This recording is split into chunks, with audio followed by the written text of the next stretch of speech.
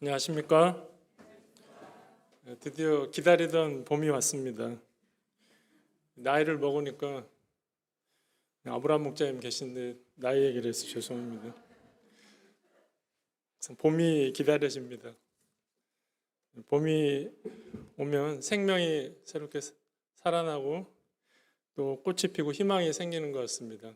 작년 한 해 코로나 때문에 많이 움츠러들고 이렇게 어두운 가운데 있었는데 봄학기 우리 요한복음 말씀을 통해 생명의 빛이 저희 가운데 충만하게 임할 수 있기를 간절히 기도합니다. 오늘 말씀의 제목은 말씀이 육신이 되어입니다. 요절은 14절입니다.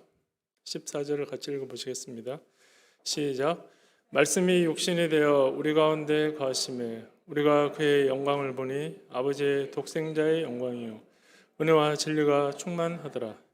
요한복음은 사도 요한이 AD 90년에서 100년 사이 에베소에서 쓴 것으로 보입니다.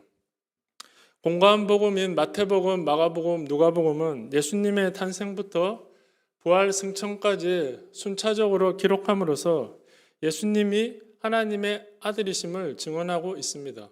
반면 요한복음은 처음부터 예수님이 하나님이시다 선포한 후 예수님이 행하신 표적과 말씀을 통해 예수님이 하나님의 아들이심을 증언하고 있습니다. 그래서 요한복음을 제4의 복음서라고 부릅니다. 사도 요한이 이 복음서를 기록한 목적은 20장 31절에서 오직 이것을 기록함은 너희로 예수께서 하나님의 아들 그리스도이심을 믿게 하려 하며 또 너희로 믿고 그 이름을 힘입어 생명을 얻게 하려 함이라 하였습니다. 여기서 믿는다는 것은 계속해서 믿는 것을 의미합니다. 요한복음은 믿지 않는 자들을 염두에 두고 있지만 1차적인 목적은 불신자들을 위해서가 아니라 신자들을 위해서 기록했습니다. 예수님을 믿고 있지만 그 믿음이 연약해서 복음에 담긴 풍성한 은혜와 능력을 덧입지 못하고 살아가고 있는 신자들, 또 신앙에 견고하지 못해 고난으로 인해 믿음이 흔들리고 있는 신자들, 그리고 박해를 두려워해 자신의 신앙을 감추고 두더지처럼 살아가는 신자들을 위해서 기록했습니다. 그들이 요한복음을 통해서 예수님이 어떤 분이신가 밝히 알고 그 이름을 힘입어 생명력이 충만한 삶을 살며 예수님을 적극적으로 전하도록 기록한 것입니다. 믿음이 견고해지고 신앙이 성장하려면 예수님이 어떤 분이신가 잘 알아야 합니다. 이번 봄학기의 요한복음 말씀을 통해 예수님이 어떤 분이신가 깊이 배움으로 예수님 안에 있는 생명과 빛과 사랑으로 충만해질 수 있기를 간절히 기도합니다. 1절을 보십시오. 태초에 말씀이 계시니라. 여기서 태초는 창세기 1장 1절 말씀을 상기시켜 줍니다. 그러나 요한복음의 태초는 천지를 창조하던 때보다 앞선 때, 곧 영원전을 가리킵니다. 이는 계신이라는 말씀이 우리말에는 없는 헬라어 시제, 미완료 과거형으로 기록되어 있기 때문입니다. 완료되지 않은 과거는 무엇을 뜻하는 것일까요? 한마디로 영원 전부터 계속해서 말씀이 있어 왔다는 것을 가리킵니다. 이는 말씀, 곧 로고스로 표현한 예수님의 선제성과 신성을 나타냅니다. 즉 예수님이 창조 전부터 계시던 신적인 존재시며 만물의 기원자시요 창시자라는 것을 알려주는 것입니다. 이 말씀이 하나님과 함께 계셨음이 이 말씀은 곧 하나님이시니라. 여기서 함께라는 단어는 헬라어 프로스로서 무엇을 향해 있다는 뜻을 가지고 있습니다. 즉 말씀은 항상 하나님을 향해 있었다는 것을 의미합니다. 그러므로 말씀에서 나오는 것은 하나님께로부터 나오는 것이요 말씀의 계시와 역사는 전적으로 하나님의 계시와 역사인 것입니다. 이로써 우리가 알 수 있는 것은 이 말씀이 곧 하나님이시라는 것입니다. 어려우시죠? 오늘 말씀은 매우 어렵습니다. 어쨌든 의심 많은 도마도 이를 깨닫고 요한복음 20장 28절에서 나의 주님이시여 나의 하나님이시니다 고백했습니다. 그러면 왜 예수님을 말씀, 곧 로고스로 표현한 것일까요? 헬라어 로고스는 말씀이란 뜻 외에도 이성, 논리, 계시 등의 뜻을 포함하고 있습니다. 스토아 철학자들은 태초에 만물을 존재케 하고 우주를 지배하는 이성적 원리를 로고스라고 하였습니다. 그러나 그들이 생각하는 로고스는 인격적 실체가 아니라 추상적 관념에 불과했습니다. 반면 유대인들이 생각하는 말씀은 관념적 존재가 아니라 능력과 지혜를 가진 인격체였습니다. 왜냐하면 하나님은 말씀으로 천지를 창조하셨고 말씀을 통해서 당신을 계시하셨기 때문입니다. 그래서 이스라엘 백성들은 말씀을 통해서 하나님을 알았고 하나님을 만났으며 말씀을 통해 생명을 얻고 풍성히 누렸습니다. 시편 107편 20절은 말씀합니다. 그가 그의 말씀을 보내어 그들을 고치시고 위험한 지경에서 건지시는도다. 하나님의 임재를 상징하는 언약궤 안에 들어있는 것도 십계명에 쓰인 두 돌판이었습니다. 두 돌판이 들어있는 언약궤를 보면서 그곳에 하나님이 계신다고 믿었습니다. 이처럼 유대인들에게 말씀은 곧 하나님 자체였습니다. 유대인들이 말씀을 통해서 하나님을 만난 것처럼 우리도 말씀을 통해서 살아계신 하나님을 만날 수 있습니다. 하나님이 어떤 분이시며 우리에게 무슨 뜻을 두고 계시고 그 능력이 어떠한지 체험할 수 있게 됩니다. 이처럼 기독교는 말씀을 통한 말씀의 종교입니다. 그러므로 두렵고 떨리는 마음으로 하나님의 말씀을 들어야 합니다. 그리고 그것을 통해 말씀이신 하나님을 만나야 합니다.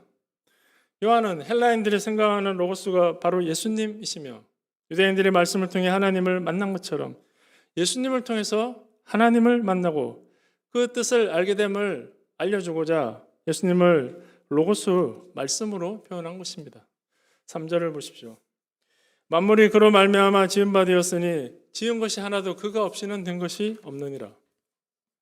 하나님은 말씀으로 천지 만물을 창조하셨습니다. 빛이 있으라 말씀하시자 모든 에너지의 근원인 빛이 생겨났습니다. 들에 핀 꽃 한 송이, 공중에 나는 새 어느 것 하나도 말씀 없이 창조된 것이 없었습니다. 이것은 예수님이 천지 만물을 지으신 창조주 하나님이심을 선포하는 것입니다. 이 말씀이신 예수님이 선한 뜻과 계획 가운데 우리 각 사람을 창조하셨습니다. 그러므로 말씀을 통해 이 예수님을 만날 때 나를 향한 선한 뜻과 계획을 발견하고 섭리의 인생, 빛의 인생을 살 수 있게 되는 것입니다. 4절을 다 같이 읽어보시겠습니다. 시작. 그 안에 생명이 있었으니 이 생명은 사람들의 빛이라. 말씀 안에 생명이 있었습니다. 이 생명은 우리가 가지고 있는 가사적인 생명과 동일하지만 죽음의 지배를 받지 않는 영원한 생명을 가리킵니다. 우리가 현재 가지고 있는 생명은 어떻습니까? 힘이 펄펄 나다가도 조금만 아프면 병들고 무기력해지고 작은 일에도 쉽게 상처받아 슬퍼지고 연약해집니다. 그러나 그 안에 있는 생명은 기쁨과 행복과 힘이 넘치는 참되고 영원한 생명입니다. 사람들은 이 땅에서 이런 생명력을 덧느낄 소망합니다. 그래서 열심히 보약을 먹고 운동을 하고 자기를 가꿉니다. 그럼에도 불구하고 인생의 여러 문제로 인해 무기력해지고 절망에 빠집니다. 무엇보다 다가오는 죽음 앞에 속수무책이 되어버립니다. 천하를 호령했던 진시황은 불로초를 구해오도록 하였고 애굽의 파라오는 피라미드를 만들어서 자신의 시신을 부패하지 않도록 미라로 만들어서 넣어뒀지만 아무 소용이 없었습니다.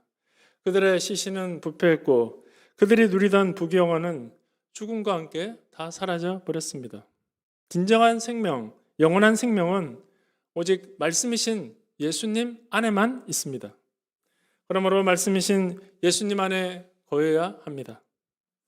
이 생명은 사람들의 빛이라. 생명과 빛은 요한복음에서 핵심적인 단어입니다. 이 생명이 사람들의 빛이라고 하신 것은 생명이 사람들에게 나타날 때 빛으로 나타나기 때문입니다. 예수님 안에 있는 생명은 사람들의 마음에 짙게 깔려있는 어둠을 몰아냅니다. 세상은 밝은 것 같지만 생명이 없기 때문에 매우 어둡습니다. 인생 목적과 의미를 몰라서 방황하고 허무와 운명주의로 무기력합니다. 이런 어두운 내면을 밝히고 생명을 주시는 분은 예수님 한 분밖에 없습니다. 태양이 떠오르면 모든 어두움이 물러가고 밝은 빛이 임하듯 절망적이고 어두운 인생이라도 예수님을 만나면 밝고 환한 인생으로 변화됩니다.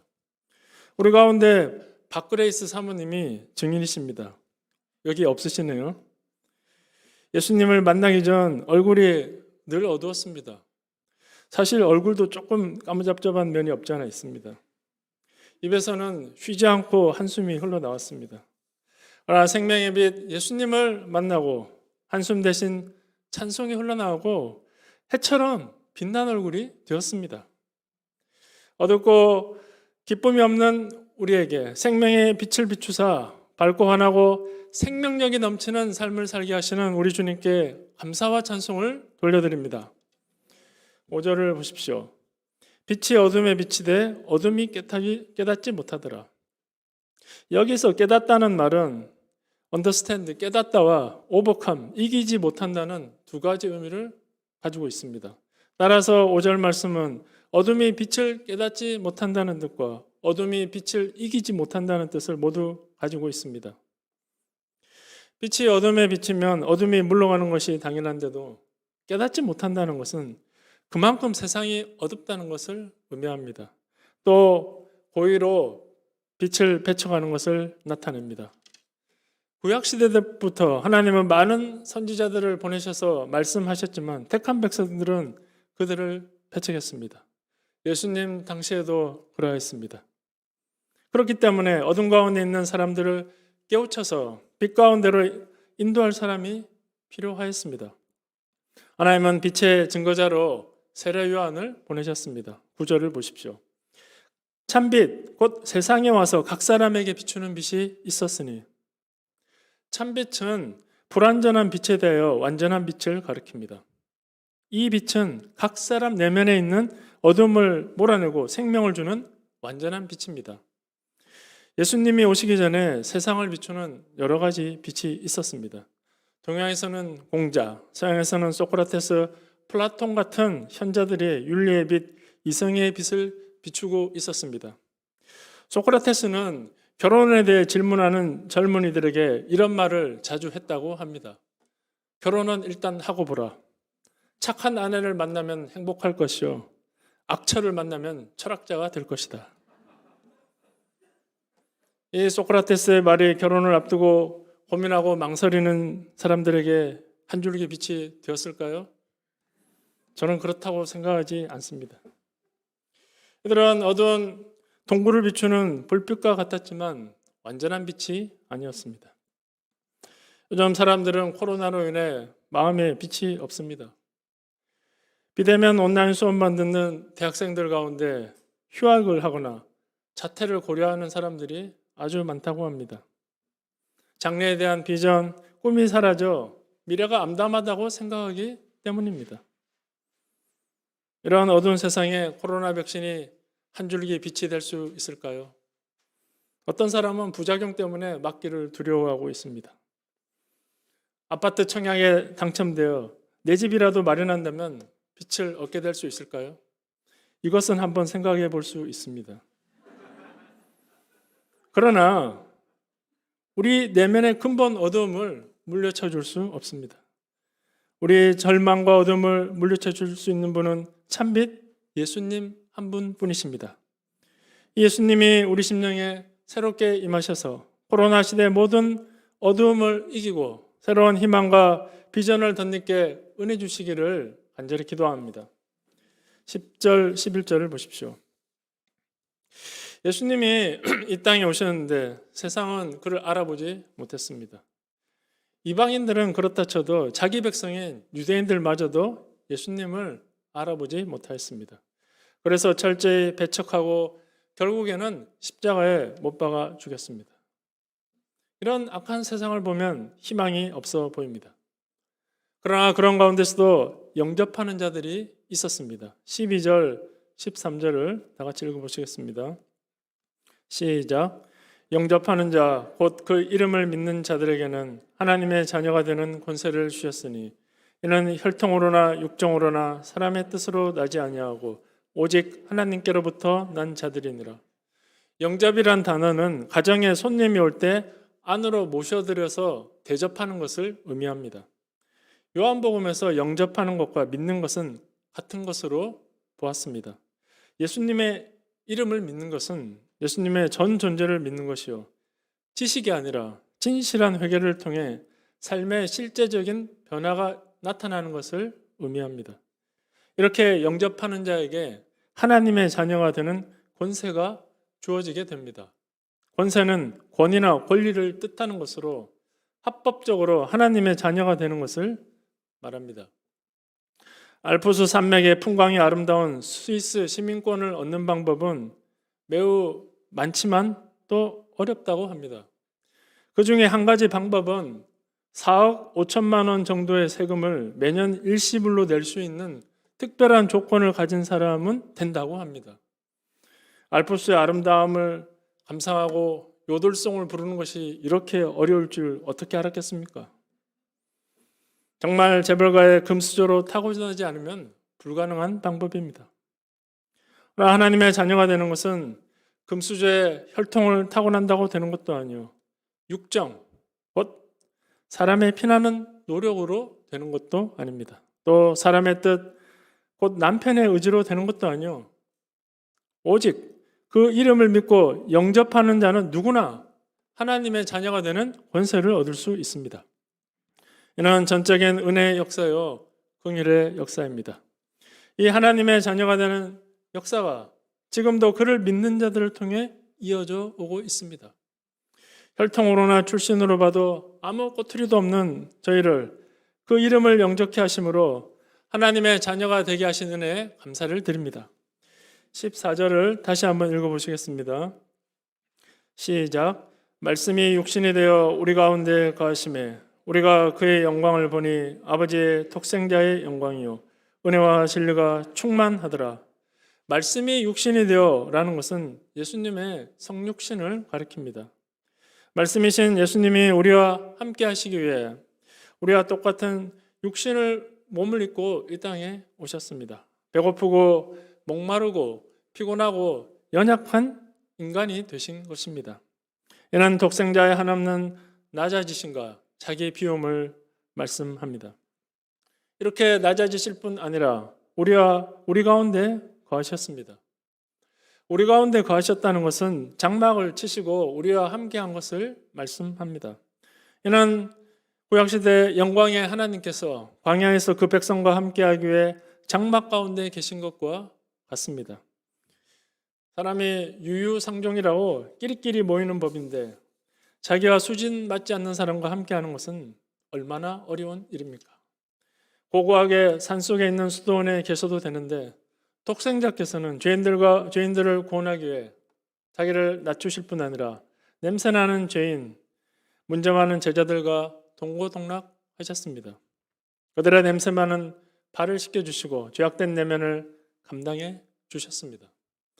하나님의 구원 역사는 높은 곳에 앉아서 손가락이나 까딱하고 방향 주고 지시한다고 이루어지는 것이 아닙니다. 하나님의 구원 역사는 반드시 낮아지고 함께하고 희생하는 곳에서 일어나게 되어 있습니다. 이것이 구원 역사의 원칙이요 진리입니다. 요한은 바로 이 낮아지시고 자기를 비우신 모습에서 독생자의 영광을 보았습니다. 우리가 그의 영광을 보니 아버지 독생자의 영광이요 은혜와 진리가 충만하더라. 보통 영광은 손흥민 선수처럼 축구를 잘해서 멋지게 골을 넣거나 봉준호 감독님처럼 아카데미 시상식에서 상을 받을 때 얻을 수 있습니다. 그런데 요한은 오히려 성육신한 모습에서 독생자의 영광을 보았다고 고백하고 있습니다. 은혜와 진리가 충만하더라. 은혜는 구약에서 헤세드로 자비로운 사랑, 인생들을 향한 한량 없으신 긍휼을 가리킵니다. 진리는 언약적 신실함으로 죄를 깨닫게 하고 죄에서 돌이키게 하는 말씀의 힘을 가리킵니다. 이 두 가지는 구원 역사의 축으로 없어서는 안 될 것입니다. 그러나 대개는 은혜가 충만하면 진리가 부족하고 진리가 충만하면 은혜가 부족한 경우가 많습니다. 그래서 은혜가 많으면 좋은 게 좋은 거라며 무조건 봐주다가 사람을 망쳐버리는 경우가 많습니다. 또 은혜는 부족하고 진리만 충만하면 바리새인들처럼 사람들의 죄와 허물을 끊임없이 지적하게 됩니다. 자꾸 죄를 지적하면 주눅들고 죄의식에 빠져 힘들어집니다.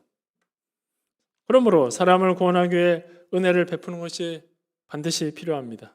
연약함을 이해하고 감당해주고 사랑하고 긍휼을 베풀 때 사람들이 살아납니다. 그래서 예수님도 가난마다 붙잡힌 여인에게 나도 너를 정죄하지 않으느니 한량없는 은혜를 베풀어 주셨습니다. 또 남편을 다섯이라 갈아치운 사마리아 여인에게 물 좀 주시겠습니까? 먼저 낮아져 대화하셨습니다. 그러나 거기서 끝나지 않으시고 가서 다시는 죄를 범치 말라. 내가 그러라 하심으로 죄에서 돌이키고 참된 예배를 드리는 삶을 살도록 가르쳐 주셨습니다. 결국 사람을 살리는 것은 진리의 말씀입니다. 그러므로 진리가 또한 충만해야 합니다. 예수님에게는 바로 어떤 죄인도 감당하시고 구원하실 수 있는 은혜와 진리가 충만하신 분이십니다. 이 예수님으로 말미암아 정죄받아 마땅한 우리가 구원을 받고 하나님의 자녀가 되었습니다. 가장 높은 곳에서 영광받아도 마땅함에도 육신이 되어 우리 가운데 거하심으로 한량없는 은혜와 진리로 죄인들을 구원하시고 자녀되게 하시는 우리 주님의 사랑에 감사와 찬송을 돌려드립니다. 요한은 예수님이 자기보다 조금 늦게 태어나셨지만 자기보다 먼저 계신 분임을 알고 증거했습니다. 16절을 보십시오. 우리가 다 그의 충만한 데서 받으니 은혜 위에 은혜로라. 이는 성육신의 은혜가 차고 넘쳐서 한 번만 은혜 받는 것이 아니라 은혜 받은 것 위에 또 은혜 받게 되는 것을 말씀하는 것입니다. 마치 학교 다닐 때 은혜로 장학금 받고 다녔는데 졸업하자마자 또 취직하고 결혼하여 아파트 청약에 당첨되어 집을 장만하게 되는 것과 같습니다. 말만 들어도 가슴이 뛰시고 은혜가 되시죠? 하나님은 이러한 은혜를 은혜 위에 더하여 내려주십니다. 17절을 보십시오. 율법은 모세로 말미암아 주신 것이요 은혜와 진리는 예수 그리스도로 말미암아 온 것이라. 율법은 모세로 말미암아 주어졌습니다. 거기에는 본래 하나님의 은혜와 진리가 있었는데 예수님이 오셔서 그 은혜와 진리를 온전히 드러내심으로 율법의 본질을 성취하게 되었다는 것입니다. 18절입니다. 본래 하나님을 본 사람이 없으되 아버지 품속에 있는 독생하신 하나님이 나타내셨느니라. 아무도 하나님을 보지 못했습니다. 아니 하나님을 보면 죽게 되어 있었습니다. 그러나 이제 아버지 품속에 있는 독생하신 하나님이 이 땅에 나타나셨습니다. 이 예수님과 더불어 먹고 마시며 사귀고 경배할 때 은혜와 진리가 충만하신 하나님을 볼 수 있게 된 것입니다. 하나님께서는 예수님을 통해 우리에게 구원을 주실 뿐 아니라 하나님의 모습을 나타내셨습니다.